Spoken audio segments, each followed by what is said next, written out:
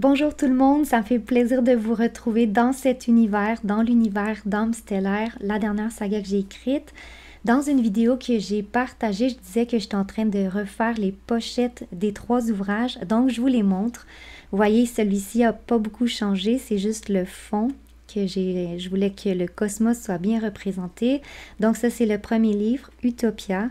Je le répète, mais c'est vraiment, cette saga-là, en fait, c'est une suite. Toutes mes sagas, c'est des suites, donc c'est important de commencer par celui-ci si jamais là, la saga vous interpelle.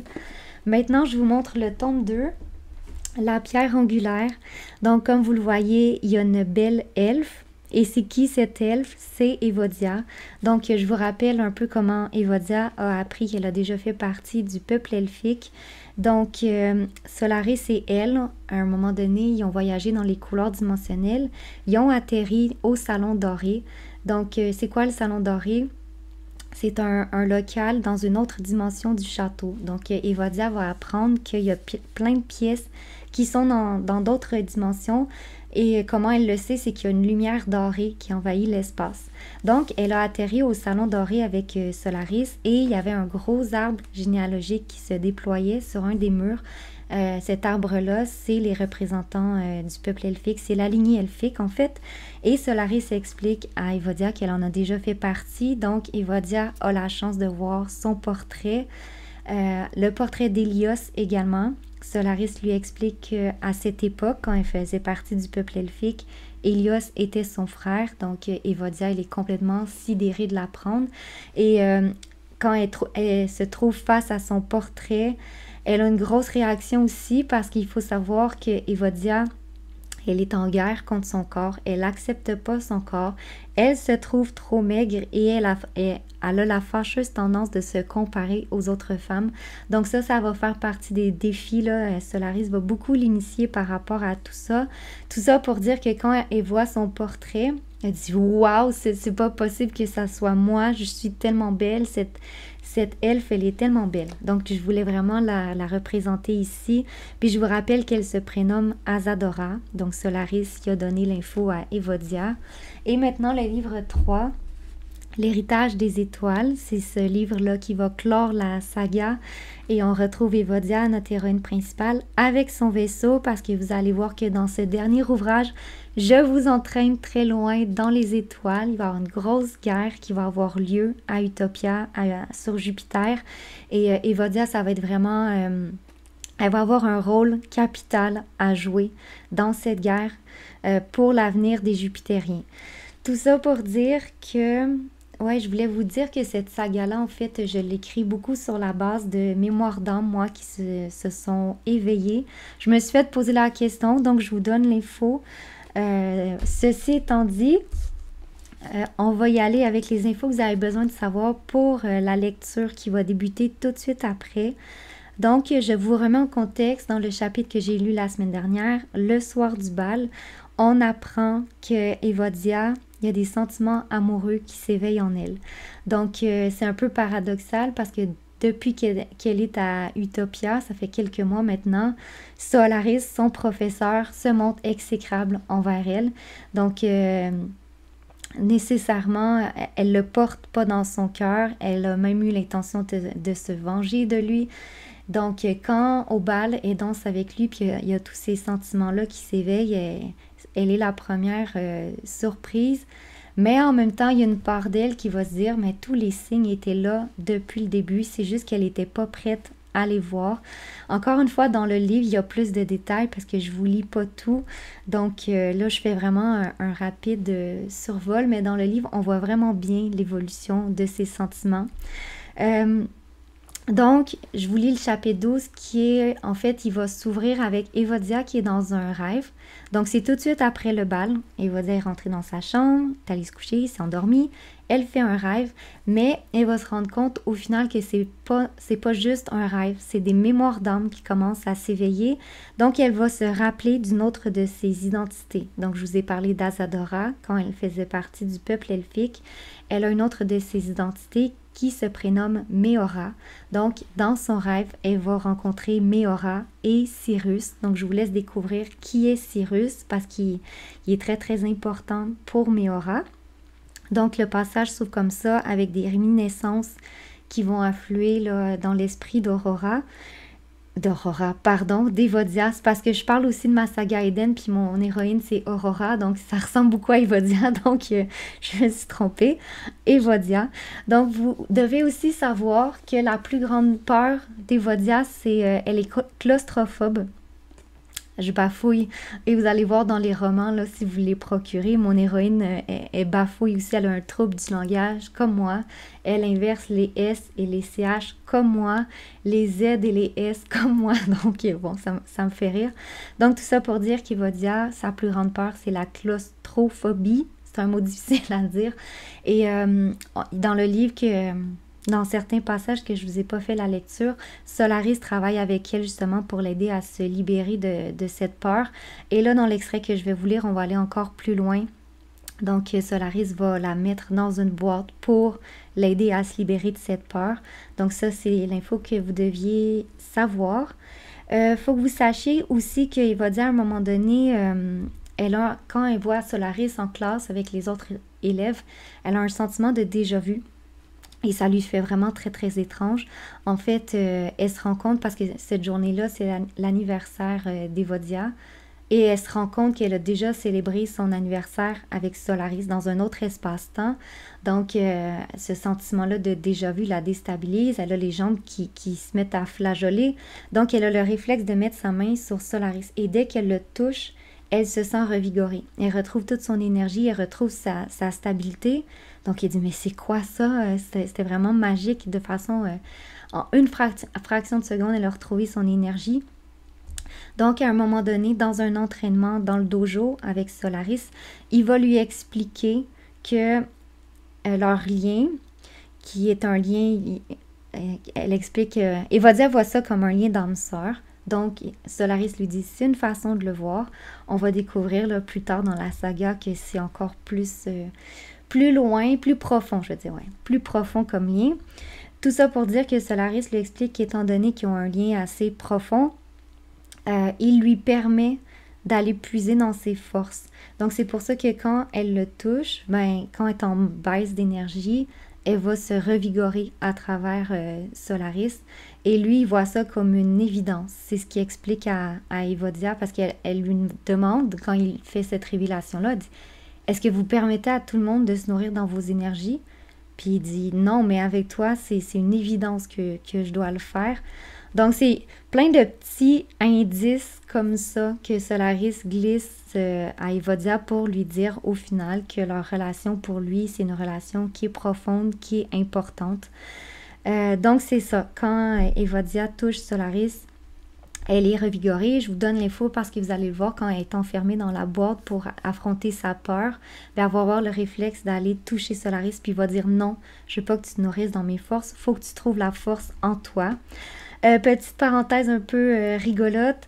Je vous l'ai déjà dit, Evodia, elle adore trouver des surnoms. Et Evodia, c'est une passionnée du peuple animal. Elle est très, très intense là-dessus, Evodia. Donc, souvent, quand elle va trouver des surnoms aux gens ou quand elle va vouloir les comparer à quelque chose, elle va fouiller dans le répertoire animal. Donc, depuis qu'elle a rencontré Solaris, elle lui donne un paquet de surnoms. Elle l'a baptisé King Kong parce que, je vous le rappelle, Solaris c'est un titan. Il est vraiment très grand et très musclé. Donc, elle le compare à King Kong.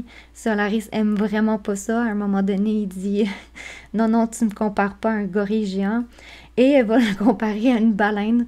Ça, c'est quand même drôle là, comme scène. La première fois qu'ils ont été dans le dojo ensemble, Solaris a retiré sa toge. C'était la première fois qu'elle le voyait sans sa toge. Et là, elle dit, mon Dieu, il est donc bien musclé, cet homme-là. Donc, elle le compare à la baleine bleue, qui est vraiment qui est un mammifère très, très puissant. Et Solaris n'aime pas vraiment ça non plus, se faire comparer à la baleine. Donc, à une baleine. Donc, dans le dojo, vous allez voir, là, il va dire à Evodia, j'ai compris que ton cerveau faisait beaucoup d'associations avec les animaux, mais j'aime pas me faire comparer à un gorille ou à une baleine. Tout ça pour dire que, autre info que je dois vous partager, il y a une copine d'Evodia qui se prénomme Lucie et elle trouve incroyablement beau Solaris. Donc, à chaque fois qu'elle est proche de lui, dans sa classe, Elle rougit, elle vient rouge comme une tomate. Donc, Evodia va baptiser Lucie Sébastien en l'honneur du crabe dans La Petite Sirène, parce que aussi Evodia est passionnée de l'univers de Walt Disney. Donc, elle va souvent aussi baptiser ses camarades avec des noms de princesses ou de personnages qu'on retrouve dans Walt Disney. Evodia a une imagination super fertile, donc elle va baptiser Lucie Sébastien.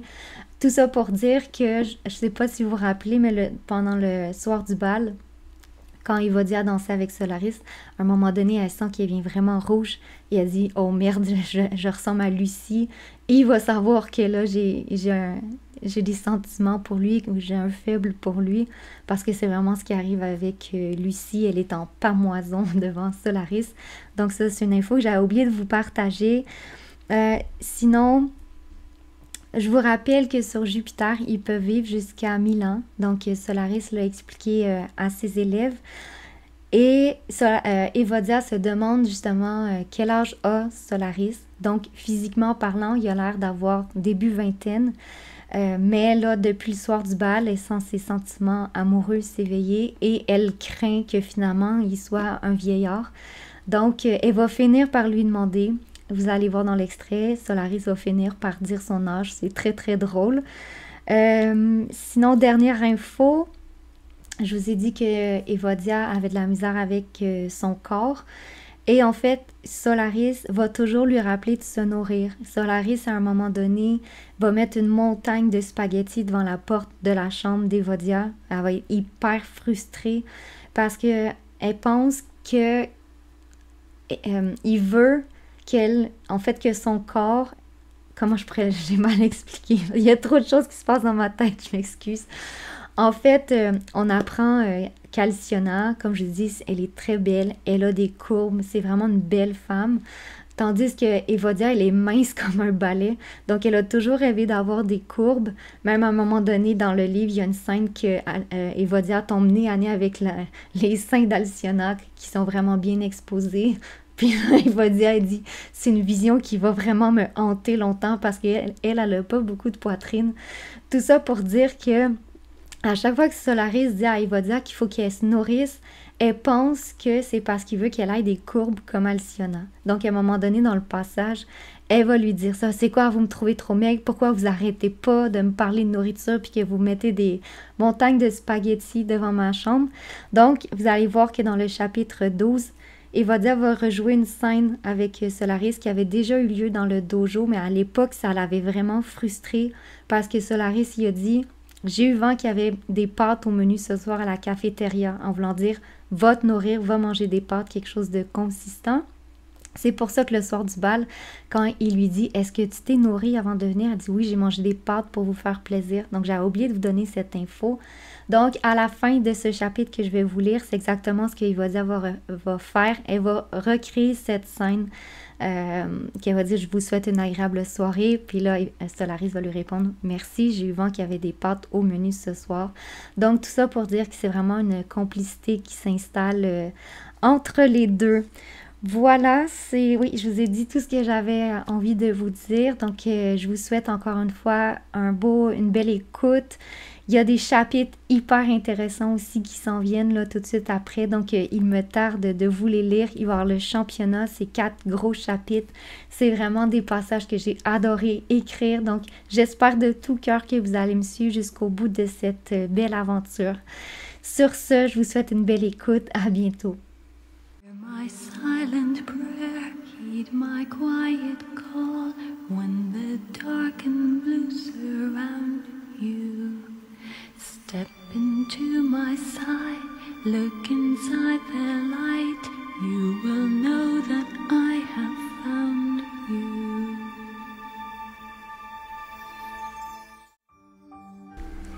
Où suis-je, songeais-je en contemplant le paysage onirique qui m'entoure.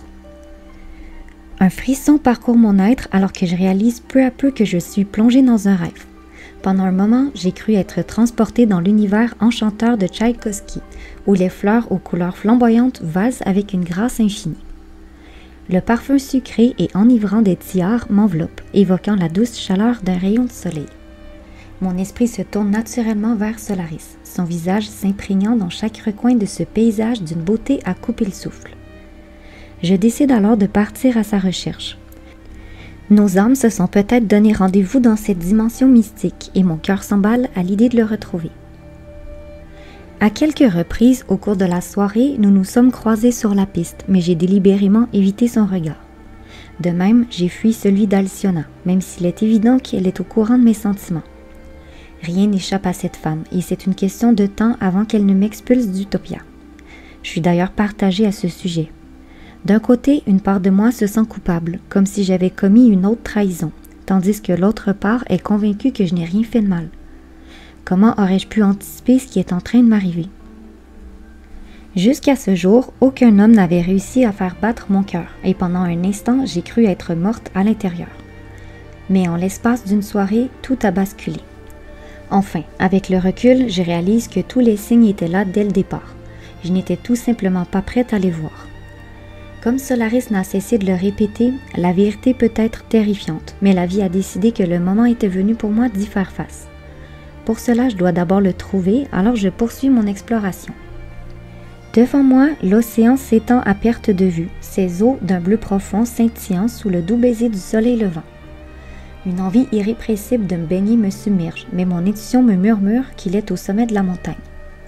Les arbres qui la recouvrent se dressent majestueusement, leurs silhouettes évoquant des totems sacrés veillant sur cette terre mystique.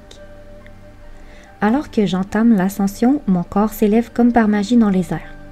Quelques instants plus tard, je me retrouve devant d'imposantes statues, leurs visages allongés dirigés vers l'horizon, semblant surveiller l'infini.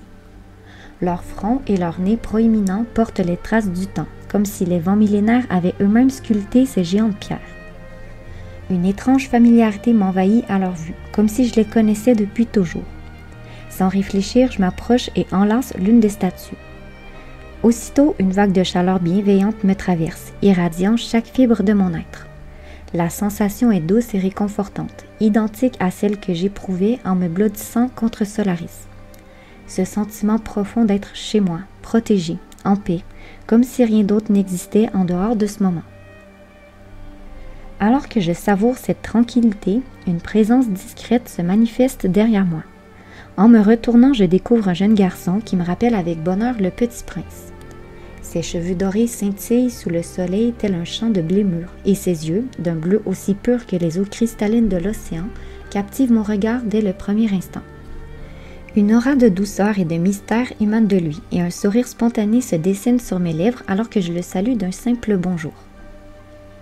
La surprise me fige lorsque ma voix résonne avec une tonalité enfantine, légère et innocente.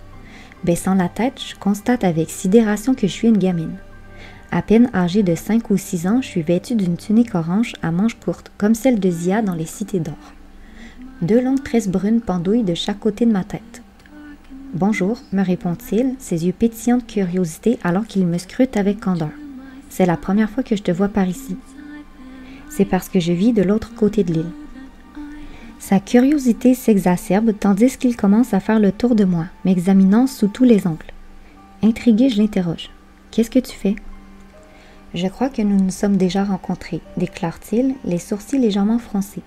Ta vibration m'est familière. » Son affirmation me trouble, mais en même temps, je ressens la même sensation étrange. Sa présence m'est effectivement familière, comme si nos âmes s'étaient déjà croisées quelque part. La tienne aussi, avouai-je avant de lui demander doucement « Comment tu t'appelles ?»« Cyrus. Et toi ?»« Méora, je réponds sans hésitation, comme si ce prénom avait toujours fait partie de moi. Nos regards se lient dans une complicité silencieuse, marquant l'instant d'une étrange quiétude. Puis, son sourire éclatant illumine son visage, et sans un mot, il prend ma main. Une chaleur réconfortante se diffuse depuis sa paume, douce comme le soleil d'été. Ensemble, nous descendons un sentier bordé de fleurs qui serpentent vers l'océan. Mon cœur d'enfant bat avec une intensité nouvelle, comme si je découvrais une part de moi que je n'avais jamais connue. Ce moment suspendu dans le temps est empreint d'une évidence. Cyrus est plus qu'un ami, plus qu'un alter ego. Il est une part essentielle de mon être. Mais soudain, tout bascule. Le paysage s'efface brusquement et je me retrouve propulsée hors du rêve. Le réveil est violent. Une sensation de vide abyssal envahit ma poitrine, comme si une partie de moi avait été arrachée. Pourquoi la vie se montre-t-elle aussi cruelle? À peine ai-je retrouvé mon âme sœur que déjà elle m'est enlevée, me laissant seule avec mes tourments. J'essaie désespérément de me rendormir, espérant revoir son visage, revivre ce moment. Mais mes efforts sont vains. Les larmes commencent à couler silencieusement, telles des rivières inondant mes joues. Je ne peux contenir le flot de tristesse qui me submerge. Ma tête d'oreiller est bientôt trempée et je décide de me venger sur elle. D'un mouvement sec, je l'arrache et je la lance violemment contre le mur. Mais ce geste ne m'apporte aucun soulagement. La tristesse continue de me ronger de l'intérieur, comme une vague dévastatrice qui refuse de se retirer. Je me lève alors, le cœur lourd, décidée à me rendre à la salle de bain. Je ne veux pas que mes états d'âme réveillent Stella et Aurore, d'autant plus qu'elles sont rentrées très tard. Hélas, le mal est fait. En posant les pieds par terre, une réalisation me frappe de plein fouet, m'arrachant un cri de stupeur. Comment ai-je pu être aussi aveugle? Cyrus. Cyrus n'est autre que Solaris. Cette révélation bouleversante me laisse tremblante. Ce rêve n'était pas un simple songe, mais un souvenir enfoui profondément dans ma mémoire. Tout fait soudainement sens. La complicité, cette sensation d'intimité indescriptible entre nous. C'est comme si le voile qui couvrait mon esprit venait de se lever, me révélant la véritable nature de ce lien qui m'unit à lui. Qu'est-ce qui se passe? S'inquiète Stella en ouvrant la lumière. Aurore, tout aussi préoccupée, se redresse et me dévisage en silence. Après une brève hésitation, le besoin de me confier devient trop fort. Je crois que je suis amoureuse et j'ai vraiment besoin de votre aide, avoue-je dans un souffle à peine audible. Leurs prunelles s'écarquillent comme si je m'étais transformée en feu d'artifice. Attends, tu es amoureuse d'Elijah? S'exclame Stella. Non, de Solaris. L'aveu plane dans la chambre comme une bombe à retardement. Je me demande si j'ai réellement prononcé ces mots à voix haute. Le silence devient lourd, oppressant, et je commence à jouer nerveusement avec mes mains. Vous ne m'aidez pas vraiment, soupirai-je, déçu. Stella et Aurore échangent un regard, visiblement déconcerté. Désolée, fait Aurore, les sourcils froncés d'embarras. Je ne m'attendais pas à ce que tu nous balances une bombe pareille en pleine nuit. Et puis, je ne veux pas être celle qui gâche tout, mais je l'ai vu danser avec Alcyona toute la soirée. Ces mots me frappent en plein cœur, ravivant les images de Solaris et Alcyona, élégants et synchronisés, tournoyant ensemble sur la piste. Mon estomac se tord de jalousie. Je sais, murmurai-je, la gorge serrée. Ma situation est plutôt pathétique, mais je ne contrôle pas mes sentiments. Et si Alcyona découvre que je suis amoureuse de son petit ami, elle va me foutre là. Les larmes m'étouffent, m'empêchant de terminer ma phrase. Utopia est devenue ma maison et l'idée qu'on m'en expulse ravive la douleur brûlante du rejet. Je suis tellement absorbée par ma tristesse que je ne remarque même pas mes amis grimper sur mon lit. On va trouver une solution, m'assure Aurore en me tendant le mouchoir. Tu peux compter sur nous, l'appuie Stella avec un sourire compatissant. Leur soutien me touche profondément. Malgré mes larmes, une fine lueur de réconfort commence à percer mon désespoir. Merci, reniflai-je en épongeant mes yeux gonflés. Alors qu'est-ce que je dois faire maintenant? Je crois que ta meilleure option est d'attendre quelques semaines, me conseille Stella. Ça te permettra de voir si tes sentiments persistent. Il est possible que ce ne soit qu'un béguin passager. Je doute que ce soit le cas, mais sans expérience amoureuse, je décide de lui faire confiance. Aurore intervient ensuite. C'est une bonne idée de laisser passer le temps. Cela te permettra aussi de voir s'il partage tes sentiments. As-tu remarqué des signes qui pourraient te le laisser croire? Mes joues s'enflamment alors que je repense au tendre baiser qu'il a déposé sur ma main. Disons qu'il y a certaines choses que j'ai constatées. Mais c'est un vrai gentleman, donc c'est difficile de savoir s'il a un réel intérêt ou s'il est juste courtois. En même temps, il m'a confié qu'Alcyona représentait tout pour lui, ce qui me laisse peu d'espoir. Pourtant, c'est avec moi qu'il veut rentrer à la source cœur première. Je me répète pour me remonter le moral.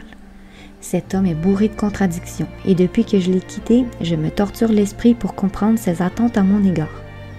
D'un côté, il m'en veut à mort d'avoir dansé avec son frère, mais de l'autre, il me pousse presque dans les bras d'Elijah. Serait-ce parce qu'il sait pertinemment que ce dernier ne m'intéresse pas? En revanche, je ne peux pas en dire autant d'écho. Jusqu'à hier, je peinais à définir ce que je ressentais pour lui. Mais aujourd'hui, tout semble clair. Son incroyable ressemblance avec son frère m'a trompée, me laissant croire que j'étais sous son charme. J'imagine que c'est cela qui a déclenché la colère de Solaris. Mais n'est-ce pas égoïste de sa part?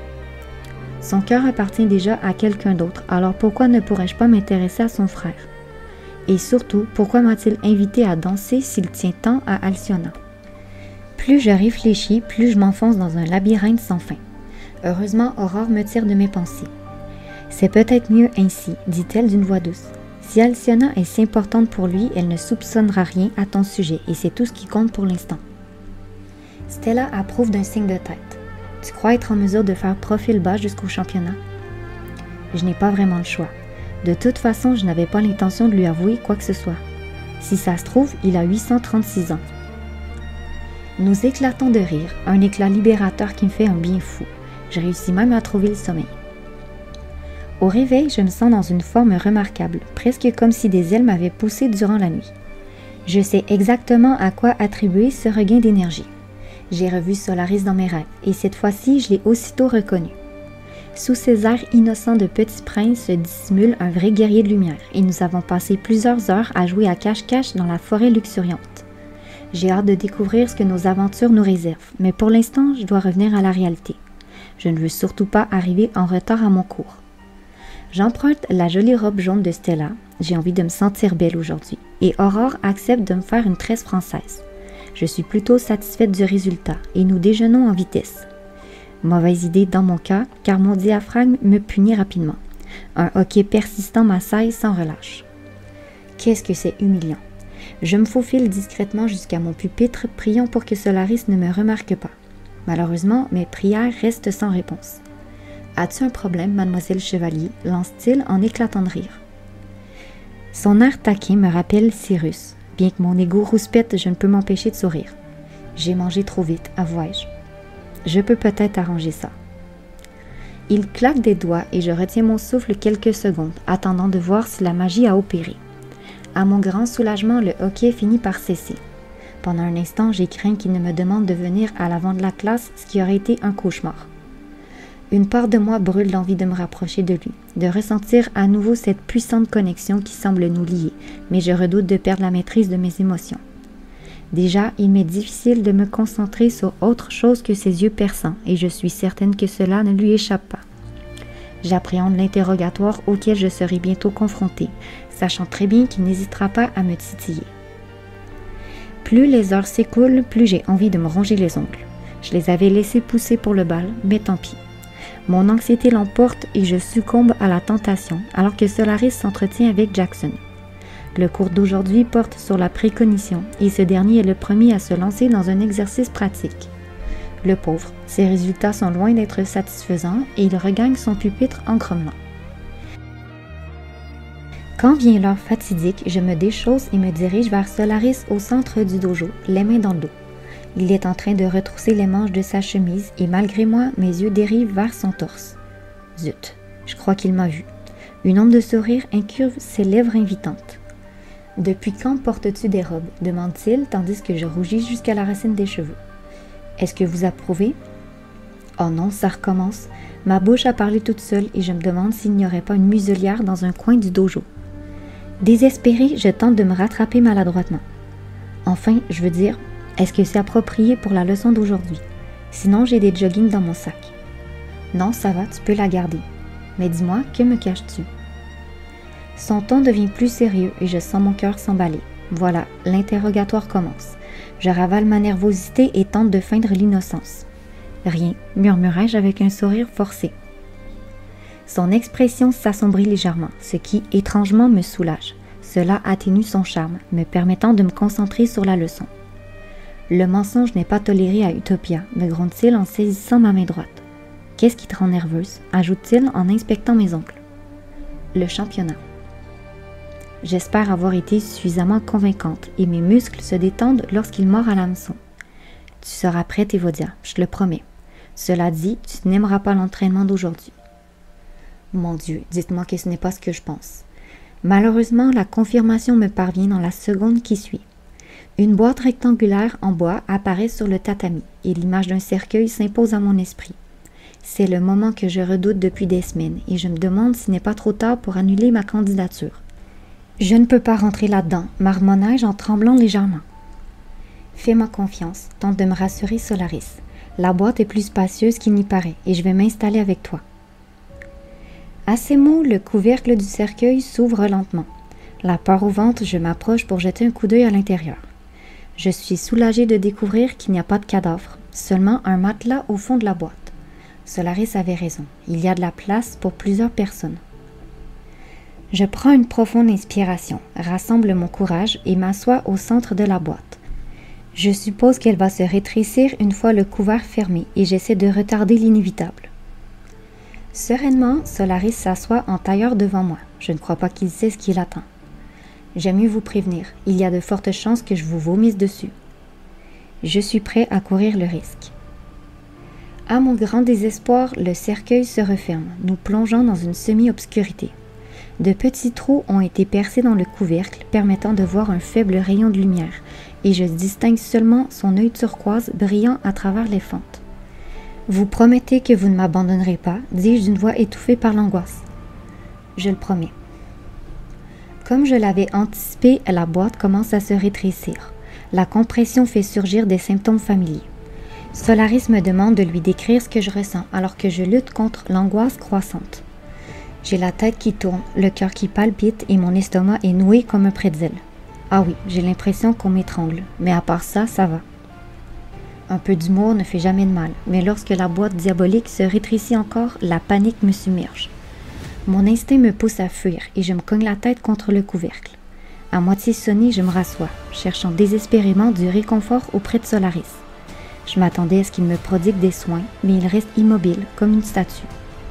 « Tu dois trouver le moyen d'apaiser ton mental, » dit-il d'une voix douce. « C'est dans ta tête que tout se joue. » « Ouais, eh bien actuellement, on est en train de me la comprimer, pensais-je en moi-même.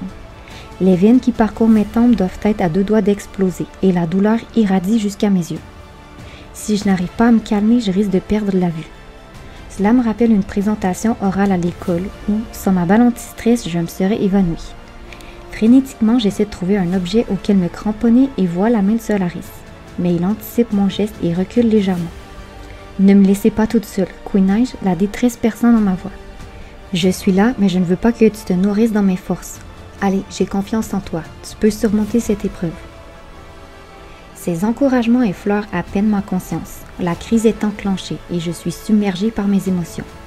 La peur est si écrasante que je sens une impulsion irrépressible de me fracasser la tête contre les parois.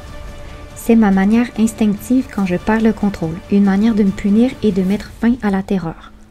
Mais alors que je suis sur le point d'exécuter mon plan, Solaris utilise ses capacités pour m'immobiliser. La colère prend le pas sur la peur et je hurle à plein poumon. « Laissez-moi tranquille. » Je déteste être retenue contre mon gré, mais avant de me libérer, il exige que je lui promette de ne pas me blesser. « La solution ne se trouve pas là, » dit-il calmement. Il est évident que nous ne sommes pas dans le même état émotionnel, et cela me donne une idée qui, je l'espère, sera plus fructueuse. Si je parviens à me concentrer sur lui, peut-être que cela me permettra de chasser les terribles pensées qui envahissent mon esprit. Vous n'êtes manifestement pas claustrophobe, mais vous devez avoir peur de quelque chose, non? Il acquiesce. J'ai mes propres démons, comme tout le monde. Et quels sont-ils? Les murs continuent de se rapprocher, à présent à une distance d'une règle, mais je reste focalisée sur son visage. J'ai peur de perdre les gens que j'aime, finit-il par me révéler. Au fil du temps, j'ai vécu de nombreux deuils, et c'est la chose la plus difficile qui soit. Comme je vous l'ai mentionné en classe, les âmes finissent toujours par se retrouver, mais dire au revoir à un être cher reste extrêmement douloureux. Sa peine est tangible, et malgré la peur qui m'assaille, j'éprouve un désir irrépressible de le serrer contre mon cœur pour lui apporter du réconfort. À la place, je choisis de me confier à mon tour. Certains souvenirs sont remontés cette nuit, mais je n'arrive pas à les situer dans le temps. À cette époque, vous vous appeliez Cyrus. Un sourire nostalgique se dessine sur ses lèvres. Et toi, Méora. C'était la 2e fois que nos chemins se croisaient sur Terre. Dès que je t'ai aperçu près des Moailles, j'ai su que je venais enfin te retrouver. À partir de ce moment, nous sommes devenus inséparables. Il s'interrompt soudainement, comme si une vague émotionnelle le submergeait. Sa tristesse éveille en moi une nouvelle impulsion, celle de le prendre dans mes bras pour lui offrir un réconfort sincère. Je peux vous avouer quelque chose, dis-je, l'angoisse atténuée par notre échange. C'est l'endroit idéal pour le faire, non? Je me surprends à rire, heureuse d'avoir enfin trouvé un moyen d'affronter ma peur. Bien qu'elle me dévore toujours les intestins, je n'ai plus le réflexe de m'auto-punir. C'est une grande victoire qui mérite d'être célébrée. En fait, c'est plutôt une question, j'admets. Je me demande si je peux vous considérer comme mon âme sœur. C'est une façon de le voir, oui. Sa réponse illumine mon cœur, mais une multitude d'autres questions surgissent dans mon esprit. La première fois que nous nous sommes rencontrés sur Terre, c'était quand? Quelques centaines d'années auparavant. À cette époque, tu t'appelais Azadora, et moi, Suliak. Comme je te l'ai dit l'autre jour, tu faisais partie du peuple elfique, alors que j'avais sensiblement la même apparence qu'aujourd'hui. Toutefois, je tiens à préciser que je ne ressemblais ni à un gorille, ni à une baleine. Je ris. Je suis désolée, mon cerveau a tendance à faire des associations farfelues. C'est ce que j'ai cru comprendre, et si je devais te comparer à un animal, ce serait plutôt l'alpaga. Je grimace. Les alpagas sont moches, ils ont l'air complètement idiots avec leurs bouilles souriantes et leurs longs cous. Personnellement, je les trouve mignons, et pour ton information, ils sont très intelligents. Par contre, ils sont beaucoup plus dociles que toi. Je m'apprête à répliquer, mais je réalise soudain qu'il m'a complimenté. Il me trouve mignonne et mes joues rosissent. Zut, je dois ressembler à Lucie et je m'empresse de changer de sujet. Je ne savais pas que les elfes et les hommes avaient déjà évolué côte à côte, dis-je. Il approuve d'un hochement de tête. Nous formions une seule et même famille, du moins jusqu'à ce que Lacerta prenne le contrôle de la planète. Qui c'est Lacerta? C'est le chef des forces hostiles. Pour l'avoir affronté à plusieurs reprises, je peux te dire qu'il n'a aucune morale. C'est d'ailleurs pour cette raison qu'Alpha a dû intervenir. Sans lui, la race humaine aurait été anéantie. Aux yeux de Lacerta, nous ne valons rien, alors il n'éprouve aucun scrupule à détruire des clans entiers. Je frissonne, sentant la peur reprendre son emprise sur moi. Cependant, je m'efforce de poursuivre mon interrogatoire, consciente que cela m'aide à chasser les sensations désagréables. Nous sommes-nous déjà rencontrés ailleurs que sur Terre? Oui, en vérité, nous nous sommes retrouvés sur toutes les planètes du système solaire. Il s'incline légèrement vers l'avant, comme s'il craignait que je ne m'évanouisse. C'est un geste prévenant car ma pression chute brusquement. C'est impossible, je n'ai jamais mis les pieds sur Jupiter. Mais si, c'est juste que tu ne t'en rappelles pas. Nous avons même combattu ensemble dans l'armée d'Alpha. C'est pourquoi j'ai une confiance absolue en tes capacités.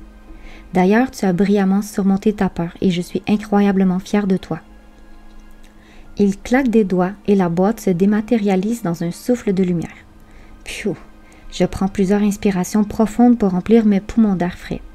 Je tremble de tout mon corps, ce qui semble rendre Solaris très inquiet. Un tensiomètre apparaît soudainement dans ses mains, mais je m'empresse de le rassurer. J'ai simplement froid. Ce sont sûrement les émotions. Il se précipite pour aller chercher sa toge et je trouve étrange qu'il ne fasse pas appel à ses facultés pour la faire venir directement. Tiens, dit-il en me la tendant avec insistance. Elle risque d'être un peu grande, mais au moins tu seras au chaud. Effectivement, je me perds dans ce flot de tissu et il me regarde avec cet air malicieux que j'aime tant. Elle te va comme un gant. Je ris. Pourrais-je vous poser encore quelques questions? Depuis quand me demandes-tu la permission? Mon sourire s'élargit. Je me demande pourquoi vous n'utilisez pas toujours vos capacités. Parce que cela me gruge de l'énergie et malheureusement mes réserves ne sont pas infinies. Donc, vous ressentez parfois de la fatigue. Bien sûr, comme tout le monde. Mais est-ce que vous vous sentez plus fatigué qu'avant? Il fronce les sourcils.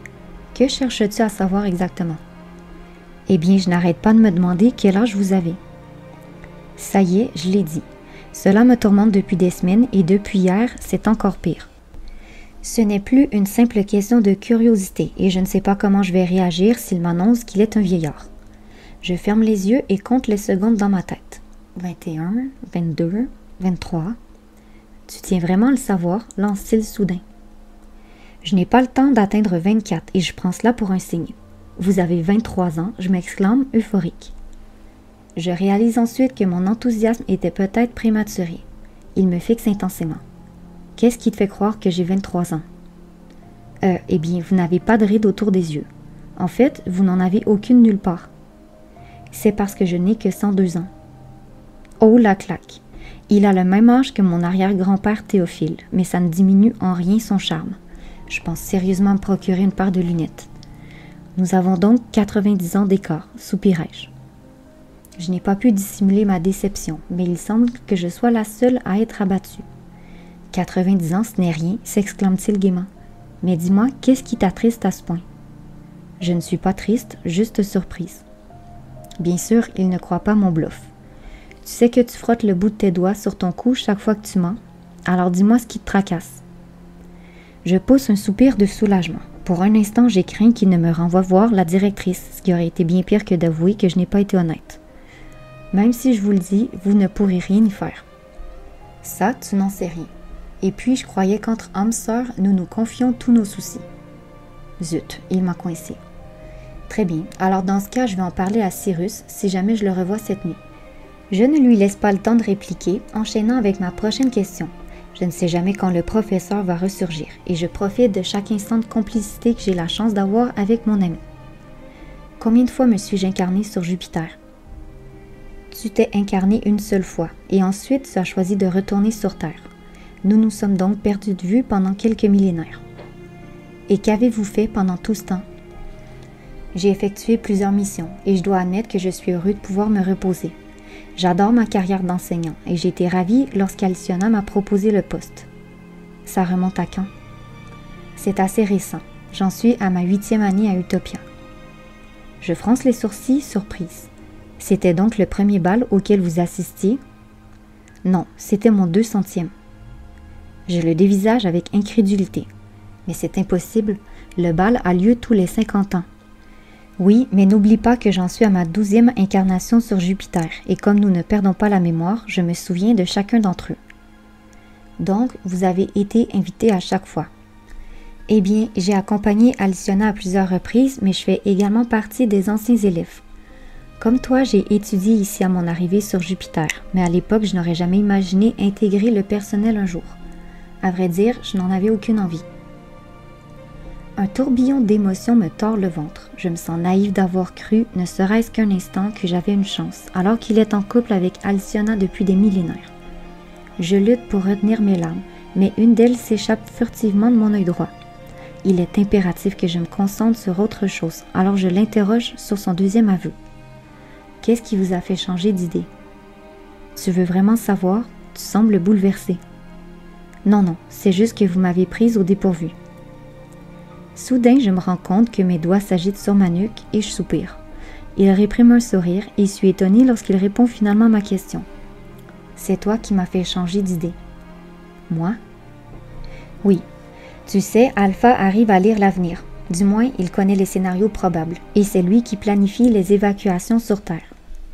Quand il en a une de prévue, il informe Alcyona et cela lui laisse plusieurs années pour se préparer à accueillir les nouveaux élèves. D'ailleurs, lorsqu'elle est venue me voir avec ton dossier, j'ai bien failli m'évanouir.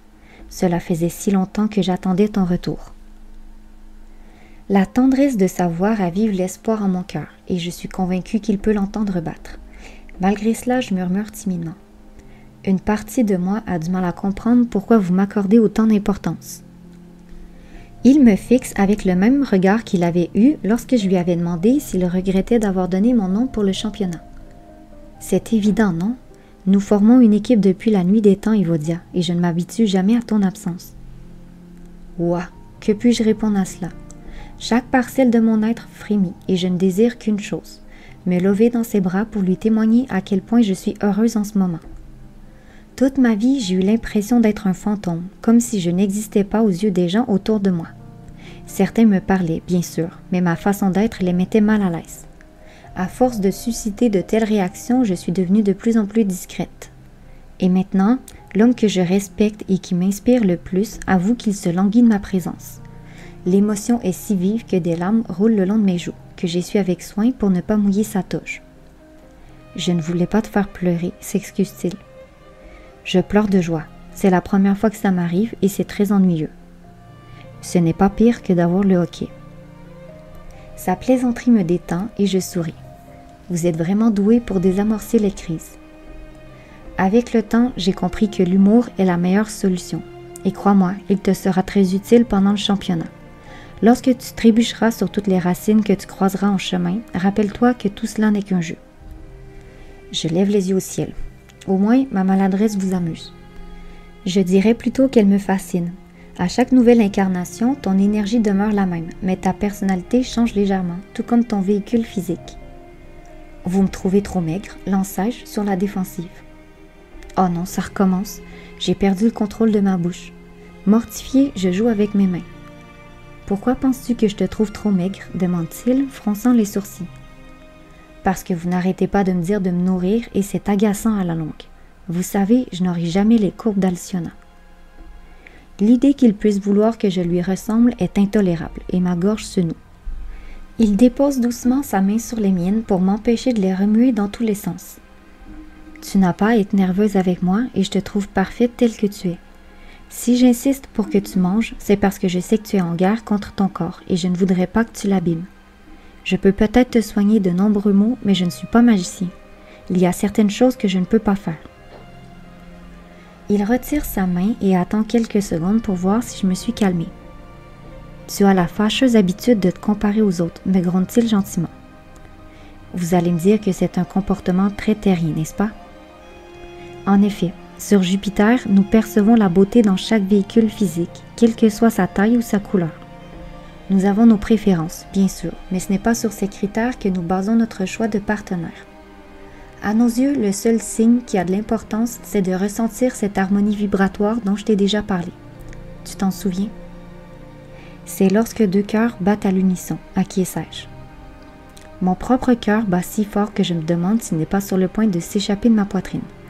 Solaris me sourit, et ce sourire a le pouvoir de faire fondre toutes mes défenses. Exactement, et c'est quelque chose d'assez rare. Lorsque cela arrive, on le sait tout de suite.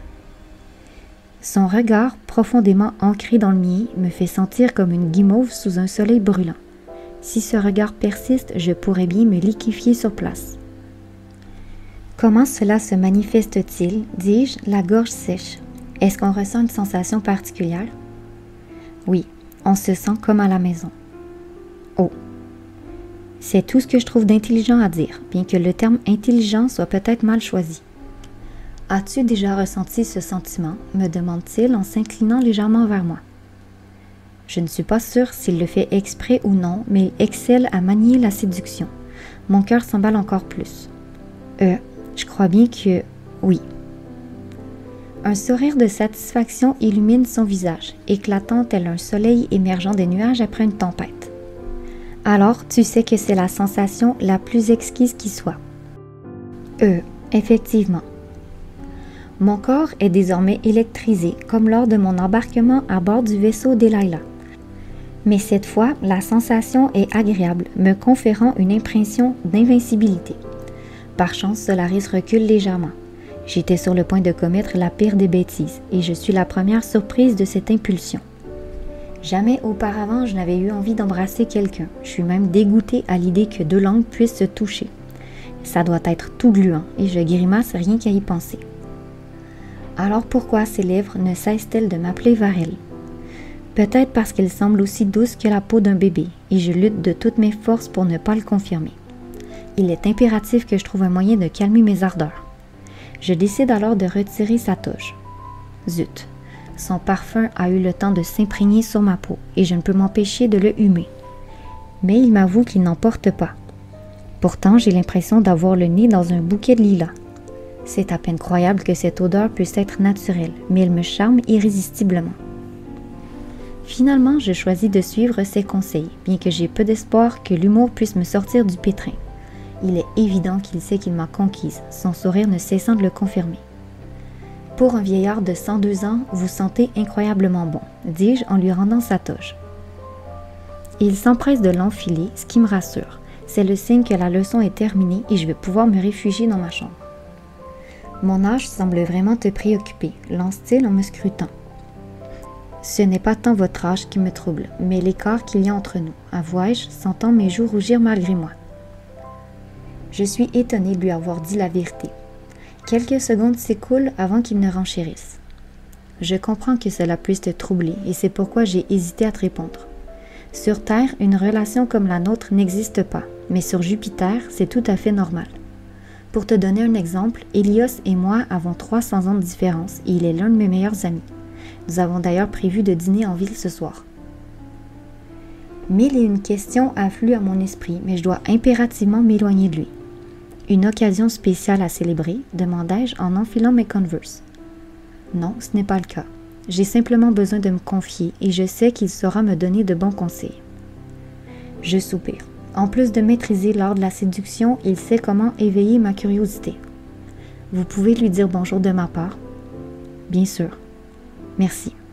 J'empoigne mon sac avant de filer vers la sortie.